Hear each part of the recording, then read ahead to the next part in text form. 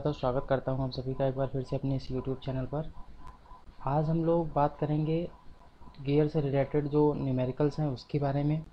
पीछे वाले पार्ट में हम लोगों ने गियर से ही रिलेटेड न्यूमेरिकल्स किए हैं जो कि काफ़ी सिंपल न्यूमेरिकल्स थे। बेसिकली जो छोटे छोटे हमारे फार्मूलाज होते हैं उन पे हम लोगों ने उस पर डिस्कस किया हुआ था। आज का जो न्यूमेरिकल्स होगा ये एक्चुअली बेसिस होगा जो एपी साइक्लिक गियर ट्रेन से रिलेटेड न्यूमेरिकल्स होते हैं उस तरह के न्यूमेरिकल्स पे। ठीक है, तो चलिए शुरू करते हैं कि किस तरीके से इस न्यूमेरिकल्स को हम सॉल्व करेंगे। देखिए, न्यूमेरिकल्स को हम पहले ही बता चुके हैं कि सॉल्व करने का सबसे सही तरीका होता है कि पहले आप अच्छे तरीके से न्यूमेरिकल्स को समझें कि एक्चुअल में ये कहना क्या चाह रहा है या इसमें क्या दिया हुआ है। ठीक है, तो इसको अगर आप देखें तो इस तरह के न्यूमेरिकल्स में सबसे पहले आप न्यूमेरिकल को पढ़ेंगे और अच्छे तरीके से, फिर इसके बाद क्या वैल्यूज़ दी हैं उसको नोट करेंगे। Then what you have to find out, क्या आपको निकालना है उसके बारे में आप उसको नोट डाउन करेंगे। फिर इसके बाद क्या फार्मूला उसमें यूज़ होंगे उनका यूज़ करके आप वैल्यू को फाइंड आउट करने की कोशिश करेंगे। तो चलिए शुरू करते हैं। देखिए, यहाँ दिया हुआ है two spur gear A and B of an epicyclic gear train as shown in figure. Figure नीचे दिया हुआ है। ठीक है, have teeth 24 and 30 teeth respectively. दो गियर हैं, स्पर गियर हैं, ए और बी दोनों एक दूसरे से कनेक्टेड हैं। उसमें उनके टीथ दिए गए हैं 24 and 30। The arm rotates at 100 RPM. जो उसमें आर्म लगी हुई है वो 100 आरपीएम से रोटेट कर रही है। ठीक है, इन the clockwise direction. Find the speed of gear be on find the speed gear on own axis when the gear A is fix. एक चीज़ जो यहाँ आपको समझनी है वो ये कि ये कह रहा है कि गियर ए एक्चुअल में जो है वो आपका क्या है, फिक्स है। ठीक है, ये आपको नोट करने वाली बात होगी। फिर इसके बाद if instead of being fixed when the wheel rotates with the 200 RPM, यानी ए अगर फिक्स नहीं हो इसके स्थान पे ये आपका 200 आरपीएम से रोटेट करना शुरू कर दे। ठीक है, तो ऐसी कंडीशंस में हम इसको किस तरह से निकालेंगे और इसमें ये चीज़ें दी गई हैं। अब देखिए क्या होता है कि सबसे पहले हम एक टेबल बनाते हैं, उस टेबल से इन चीज़ों को समझते हैं। यहाँ पे आप देख रहे हैं बहुत स्पष्ट रूप से एक चीज़ कंफर्म हो रही है कि यहाँ पे एक टेबल बनाई गई है। ठीक है, ये टेबल आपको देखनी है, इसकी कंडीशंस फिक्स करी जाती हैं और इसी कंडीशंस के बेस पे हम टेबल को फाइंड आउट करते हैं, टेबल को निकालते हैं। एक्चुअल में क्या करते हैं हम लोग, ये मान लेते हैं कि जो आर्म है वो फिक्स है। ठीक है, ये कंडीशंस हम सेटअप करेंगे और कंडीशंस के बेसिस पे यहाँ हम चीज़ों को जनरेट करेंगे। टेबल में सबसे पहले हम सीरियल नंबर लिखेंगे, फिर कंडीशंस क्या है मोशन की वो लिखेंगे, फिर आर्म की क्या कंडीशन है, व्हील की क्या कंडीशन है और व्हील बी की क्या कंडीशन है। ए बी दोनों व्हील की कंडीशंस और इसके बारे में। अब देखिए फिगर आप देख रहे हैं, ए और बी दो गियर हैं, ये दोनों एक दूसरे से किससे कनेक्टेड है, आर्म से। ए और बी एक दूसरे से एक्सटर्नल कनेक्शन में है, इसलिए एक दूसरे से ये दोनों क्या होंगे, अपोजिट डायरेक्शन में चलेंगे। सबसे इंपॉर्टेंट चीज़ जो यहाँ आपको नोट करने वाली है वो ये है कि जब एंटी क्लॉकवाइज मोशन होगी तो हम मोशन का जो साइन होगा वो हम एक्चुअल मानेंगे पॉजिटिव, यानी पॉजिटिव मान के चलेंगे। और दूसरा कि अगर क्लॉकवाइज मोशन है तो उस कंडीशन में हम जो साइन होगा उसको मानेंगे निगेटिव। क्लियर, तो ये दो चीज़ आपको बहुत ध्यान रखनी है और इसी के बेसिस पे हम चीज़ों को करेंगे। अब देखिए ये तो टेबल है, टेबल में ये कंडीशंस दी गई हैं, कंडीशंस के बेसिस पे ही आप क्या करेंगे कि इनको फाइंड आउट करेंगे।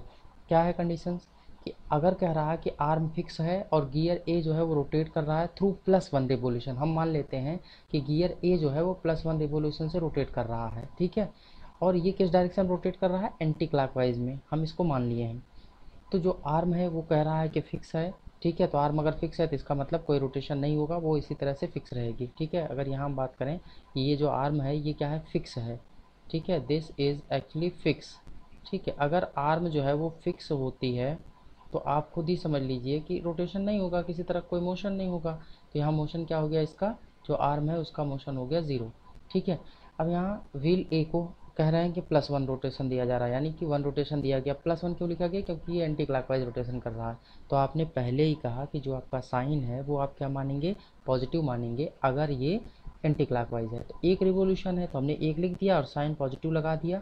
क्यों, क्योंकि एक एंटी क्लॉकवाइज डायरेक्शन में ले रहे हैं। बी का क्या रोटेशन होगा, अब देखो बी को हम कैसे फाइंड आउट कर सकते हैं। अगर टी ए टी बी दिया हुआ, नंबर ऑफ टी दिया हुआ है, तो हम क्या लिखेंगे, N B upon N A का जो रेशियो होगा equal to T A upon T B के बराबर होगा। ठीक है, तो यहाँ से एन बी निकालें तो T A upon T B हो जाएगा into N A. N A आपका कितना दिया गया है, जाहिर सी बात है क्वेश्चन में भी यहाँ क्या करा है टेबल में कि एन ए को +1 रोटेशन, यानी एन ए की जगह 1 रख देंगे तो T A upon T B हो जाएगा। ठीक है, तो N B equal to minus का T A upon T B. देखिए जब दोनों एक दूसरे से अपोजिट डायरेक्शन में चलेंगे, ये दोनों जब एक दूसरे से, आपका जो गियर है ये दोनों अगर एक दूसरे से अपोजिट डायरेक्शन डायरेक्शन में चलेंगे दोनों, तो जाहिर सी बात है कि अगर एक ही डायरेक्शन में चलते हैं तो उस कंडीशन में इसको हम लेते हैं पॉजिटिव। ठीक है, तो यहाँ दोनों अपोजिट डायरेक्शन में, इसलिए निगेटिव के साथ लिखा गया। और ये दोनों आया कैसे, क्योंकि N B is equal to यहाँ से minus T upon T B हमने निकाल लिया, इसलिए एन बी की जगह हम लोगों ने लिख दिया कि टी अपन टी बी इसका रिवोल्यूशन हो गया। अब दूसरी कंडीशन सेट करेंगे, तो आर्म जो है वो फिक्स है और गियर ए जो है वो रोटेट कर रहा है एक्स रिवोल्यूशन के थ्रू। तो जब एक रिवोल्यूशन, एक्स रिवोल्यूशन कहने का मतलब ये हुआ कि जब एक रिवोल्यूशन ले रहा है तो +1 लिखा गया, और x इसमें मल्टीप्लाई किया जाएगा। एक्चुअल में जो आर्म है वो तो फिक्स है अभी भी, और ये गियर ए जो है वो रोटेट कर रहेगा x रिवोल्यूशन के लिए, तो कितना इसकी वो बनेगी, इसके लिए स्पीड कितनी बनेगी व्हील बी के लिए। तो x को सब में मल्टीप्लाई कर देते हैं हम। पहले वाले में x 0 मल्टीप्लाई किया तो 0 हो गया, इस वाले में x मल्टीप्लाई किया तो आपका +x हो गया, इस वाले में x मल्टीप्लाई किया तो हो गया माइनस का x into T upon T B. ठीक है, अब तीसरा काम क्या करते हैं कि add +y revolution to all, जितने भी एलिमेंट हैं यानी आर्म में और व्हील ए में व्हील बी में सब में हम +y जो है रिवोल्यूशन ऐड कर देते हैं। तो हमने इसमें सब में जोड़ दिया +y +y +y। अब देखिए हमें क्या निकालना है कि टोटल रिवोल्यूशन एक्चुअल में कितना हो रहा है, ये हमें फाइंड आउट करना है। तो टोटल के लिए क्या करेंगे, सबको जोड़ लेंगे। इन तीनों को जब हम मिलाकर जोड़ते हैं तो देखिए 0 0 0 y, तो आ गया कितना y। ठीक है, इन तीनों को जब हम जोड़ते हैं तो सॉरी, एक्चुअल में हमें जोड़ना x रिवोल्यूशन और इसको लेकर के है। ठीक है, तीनों को नहीं, क्योंकि हमने एक रिवोल्यूशन लिया तो इतना हुआ, अगर x रिवोल्यूशन लें तो इतना हुआ, तो हमें x रिवोल्यूशन का लेकर के निकालना है। तो इसको प्लस इसको, जिसको इसको जोड़ दिया गया तो दोनों कितने हो गए, +x +y। यहाँ इसको और प्लस इसको, इन दोनों को जब जोड़ दिया जाएगा तो कितना आ जाएगा, y minus x into T upon T B. अब देखिए ये क्या बता रहे हैं, ये बता रहा है speed of N C. N C का मतलब जो ये आर्म है, इस आर्म को हमने सी मान लिया है और ये इसकी स्पीड बता रहा है। ए क्या है, इसकी स्पीड बता रहा है x प्लस वाई। बी क्या है, ये इसकी स्पीड बता रहा है y minus x into T upon T B. अब यही टेबल अगर आप बना लेंगे और यही वैल्यू या तो याद रख रहे हैं तो आपका जो क्वेश्चन होगा वो बहुत ही आसानी से सॉल्व हो जाएगा। तो ऊपर जो क्वेश्चन दिया हुआ है उस क्वेश्चन के बारे में हम लोग बात करते हैं। देखिए क्वेश्चन में क्या दिया हुआ है, नंबर ऑफ टीथ जो ए पे है वो दिया है 24। ठीक है, बी पे जो टीथ दिया हुआ है वो आपको दिया हुआ है 30। ठीक, और जो सी है आर्म वो रोटेट कर रही है कितने, 100 आरपीएम से, और वो भी क्लॉकवाइज डायरेक्शन में। तो क्लॉकवाइज में है तो आप क्या मान के चलेंगे, नेगेटिव, एंटी क्लॉकवाइज है तो पॉजिटिव। अब देखिए एन बी हमें फाइंड आउट करना है जब एन ए आपका 0 दिया हो। ये पहली कंडीशन है क्वेश्चन में कि जब एन ए यानी कि ए जो है वो आपका फिक्स हो, या फिक्स होने का मतलब है कि वो रोटेट नहीं कर रहा, 0 होगी स्पीड। अब देखिए एन सी क्या है, स्पीड ऑफ द आर्म। ठीक है, इसकी वैल्यू आप टेबल से देखिए तो कितनी है, टेबल से देख रहे हैं तो एन सी की स्पीड को आप क्या ले रहे हैं, वाई। ठीक है ना, तो y की वैल्यू आपको कितनी दी गई है, यहाँ दी गई 100 आरपीएम। तो आप यहाँ क्या लिखे, N C equal to Y, और ये इक्वल टू हो जाएगा माइनस का 100। क्यों, क्योंकि सी ये क्लॉकवाइज डायरेक्शन में है।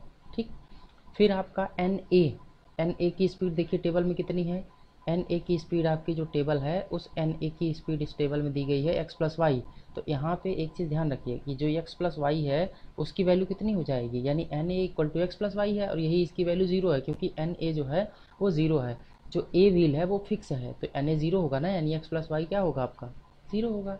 ठीक है, इसलिए अब यहाँ x इक्वल टू, जब आप इस x को यहीं रहने दें, y को दूसरी साइड लेके जाएं, ठीक है, तो ये हो जाएगा x equal to minus Y. अब देखिए x इक्वल टू माइनस, तो y की वैल्यू कितनी है, ऑलरेडी यहाँ पे माइनस 100 है, तो यहाँ माइनस का माइनस 100 कर देंगे तो ये हो जाएगा प्लस का 100। इतना आरपीएम x की वैल्यू आ गई। ठीक है, अब देखिए आपसे पूछी क्या जा रहा है, speed of b। Speed of b कैसे निकालेंगे, स्पीड ऑफ b की वैल्यू अगर आप फिर टेबल से देखिए, तो टेबल से आप देख रहे हैं तो स्पीड ऑफ b जो है उसकी वैल्यू कितनी है, y minus x into T upon T B, ये है। तो अब आप आइए क्वेश्चन की तरफ फिर से। ठीक है, तो यहाँ पे आप क्या देख रहे हैं, क्वेश्चन क्या कह रहा है कि जो ये वैल्यू है एक्चुअल में जो एन बी की वो हो गया minus y minus x into T upon T B, और इसी की वैल्यू जो है हमको निकालनी है। तो y की जगह देखिए कितनी वैल्यू, ये आपकी है माइनस का 100 हमने रख दिया, माइनस एक्स है तो माइनस इंटू एक्स की वैल्यू कितनी है, प्लस का 100, तो प्लस इंटू माइनस यानी माइनस, माइनस का 100 हो गया, इंटू टी ए की वैल्यू 24 है, टी बी की वैल्यू कितनी है 30 है। आपने इसको सॉल्व कर लिया और सॉल्व करके देखा तो वैल्यू आई माइनस का 180। माइनस साइन क्या बताता है? माइनस साइन बताता है कि ये क्लॉकवाइज डायरेक्शन में होता है, या इसको आप ऐसे लिखेंगे माइनस का 180, या फिर लिखेंगे 180 RPM in clockwise direction consider कर रहे हैं। तो यहाँ पे दिया है कि अगर ए जो है वो अब जीरो स्पीड ना लेकर के 200 आरपीएम की स्पीड से रोटेट करे, वो भी काउंटर क्लॉकवाइज डायरेक्शन में, या आप ये कहिए कि एंटी क्लॉकवाइज डायरेक्शन में। देखिए काउंटर क्लॉकवाइज डायरेक्शन और एंटी क्लॉकवाइज डायरेक्शन ये दोनों ही एक ही चीज़ है एक्चुअल में।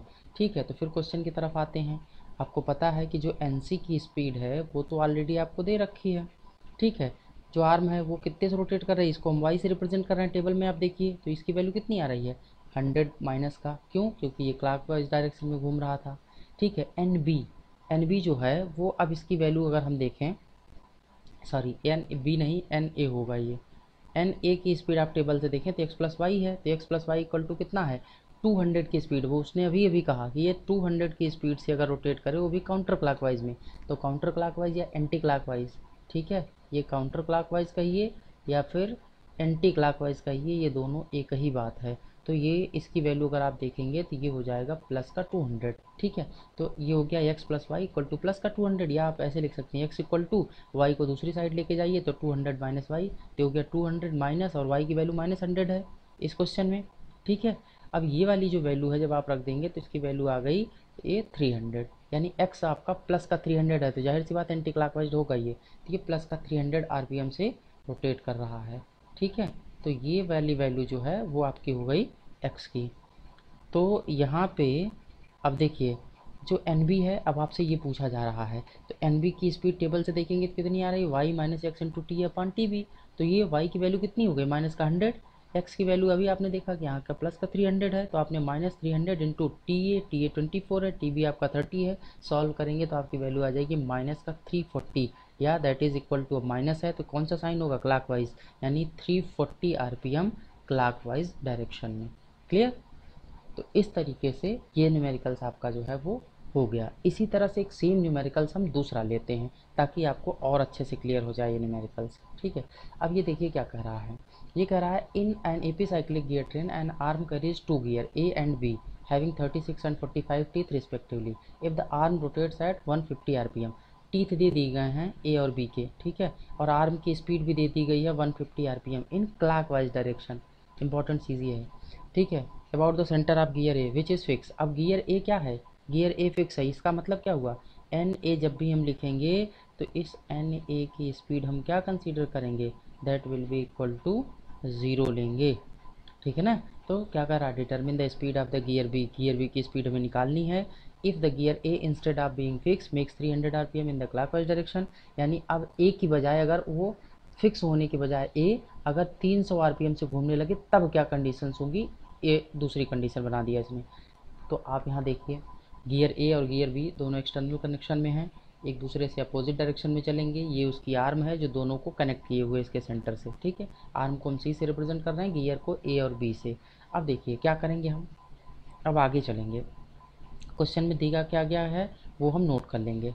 ठीक है, तो यहाँ पे देखिए ये क्वेश्चन का हम देख रहे हैं कि टीथ दिया गया है ए वाले गियर का, वो कितना 36 टीथ दिया हुआ है ये। फिर इसी तरह से बी गियर जो है उसका भी टीथ दिया हुआ है 45। ठीक है, तो टी ए और टी बी दोनों आपका 45 और 36 ये दे दिया गया। अब क्वेश्चन क्या कर रहा है कि जो आर्म सी है, तो सी को टेबल से देखेंगे उसकी स्पीड किससे रिप्रेजेंट होती है आर्म की, वो वाई से, और इसकी स्पीड कर रहा है कि वो 150 आरपीएम से घूम रहा है, वो भी किस डायरेक्शन में, एंटी क्लॉकवाइज। तो जाहिर सी बात है एंटी क्लॉकवाइज डायरेक्शन में अगर ये घूम रहा है 150 की स्पीड से, तो यहाँ आप इसको क्या लिखेंगे प्लस का 150। ठीक है, अब ये क्या कह रहा है एन ए, यानी आर्म जो सॉरी जो व्हील ए था वो फिक्स था, फिक्स है तो इसकी स्पीड 0 होगी, और इसकी स्पीड को टेबल में किससे रिप्रेजेंट कर रहे हैं एक्स प्लस वाई से, तो एक्स प्लस वाई की वैल्यू हम क्या लिख लेंगे इक्वल टू 0। ठीक है, तो एक्स इक्वल टू कितना हो गया माइनस का वाई, और यहाँ पे माइनस का 150 हो जाएगा क्योंकि वाई की वैल्यू प्लस की 150 है, तो यहाँ हम वैल्यू पुट कर देंगे और एक्स की वैल्यू यहाँ आ गई। अब हम क्या करेंगे बी निकालना है एन बी, तो एन बी निकालने के लिए टेबल से देखेंगे तो इसकी क्या स्पीड एन बी को रिप्रेजेंट करती है, ये रिप्रेजेंट करती है Y minus x into T upon T B. तो वाई की वैल्यू कितनी है प्लस का 150, ये रख दिया हमने, एक्स की वैल्यू कितनी है माइनस का 150, तो माइनस इंटू माइनस प्लस हो जाएगा, इंटू टी ए कितना है 36, टी बी कितना है 45। अब वैल्यू को सॉल्व कर लीजिए, वैल्यू कितनी आ जाएगी 270 प्लस का, तो प्लस क्या रिप्रेजेंट करता है एंटी क्लॉकवाइज डायरेक्शन, या आप ऐसे लिख सकते हैं आंसर में 270 आरपीएम इन एंटी क्लॉकवाइज डायरेक्शन। क्लियर? फिर इसका दूसरा पार्ट लेते हैं। कह रहा है कि अगर जो गियर ए 0 होने के बजाय 300 आरपीएम से घूमने लगे, और कौन से डायरेक्शन में, क्लॉक वाइज डायरेक्शन में, ठीक है 60 में। यहाँ पे जो फिर से हम कंसीडर कर रहे हैं, तो एनसी की वैल्यू कितनी हो गई, ये जो 300 तो दिया हुआ है ये, और एनसी की वैल्यू कितनी हो गई, यहाँ पे वाई से रिप्रेजेंट करेंगे टेबल में, और ये वैल्यू हमें दी गई है 150 आरपीएम इन एंटी क्लॉकवाइज डायरेक्शन, इसलिए पॉजिटिव का रहा ये। एन ए जो कि अब 300 आरपीएम है, और कौन से डायरेक्शन में, क्लॉकवाइज, तो नेगेटिव के साथ लिखा जाएगा। और इसकी स्पीड एन ए को रिप्रेजेंट करा जाता है एक्स प्लस वाई से, तो X plus Y equal to कितना हो गया, माइनस का 300, तो एक्स की वैल्यू कितनी हो जाएगी, माइनस का 300 माइनस वाई की वैल्यू हम क्या लिखेंगे, क्योंकि y की वैल्यू 150 है, तो ये वैल्यू यहाँ रख देंगे, और वैल्यू आ जाएगी 450 आरपीएम। ठीक है, 450 आरपीएम माइनस का है, तो माइनस क्या रिप्रेजेंट करता है, क्लॉकवाइज डायरेक्शन, तो इस तरीके से ये आ गया। अब हमें पूछा जा रहा है कि आप b की स्पीड बताइए। ठीक है, तो आप टेबल में देखेंगे, एक बार फिर से टेबल की तरफ लेके चलते हैं। ठीक है, देखिए जो टेबल है, उस टेबल में जो आपका b है गियर, उस b की गियर की स्पीड क्या है, ये वाली है आपकी y minus x into T upon T B. ठीक है, तो इस तरीके से जो b गियर है उसकी स्पीड यहाँ पे y minus x into T upon T B हो गई, तो ये वैल्यू आप y की 150 है। ठीक है, और इसकी 450 है, यहाँ 36 टी की वैल्यू, टी बी की 45, वैल्यू को सॉल्व करिए, 550 आरपीएम आ गया, और वो भी देखिए प्लस का आ रहा है, तो जब प्लस होता है तो क्या रिप्रेजेंट करता है, एंटी क्लॉकवाइज डायरेक्शन। तो आप ये कह सकते हैं कि ये 550 एंटी क्लॉकवाइज डायरेक्शन, या फिर आप लिखेंगे प्लस का 510 आरपीएम। ठीक है, तो मुझे लग रहा है कि आप बहुत अच्छे से समझ गए होंगे। अभी भी हम आपको इसका एक और शॉर्टकट मेथड बताएंगे, ठीक है, जिसमें आपको टेबल बनाने की ज़रूरत नहीं होगी, बस आपको इक्वेशंस को समझना होगा, और उस इक्वेशन के थ्रू आप जैसे ही वैल्यू को पुटअप करेंगे, वैल्यू 1 से 2 लाइन में आप फाइंड आउट कर लेंगे इसको। ठीक है, तो चलिए मिलते हैं अपने नेक्स्ट वीडियो में उस शॉर्ट ट्रिक वाले टर्म के साथ, जिसमें हम क्वेश्चन को बहुत आसानी से सॉल्व करेंगे। तो वीडियो देखने के लिए बहुत बहुत धन्यवाद, थैंक यू।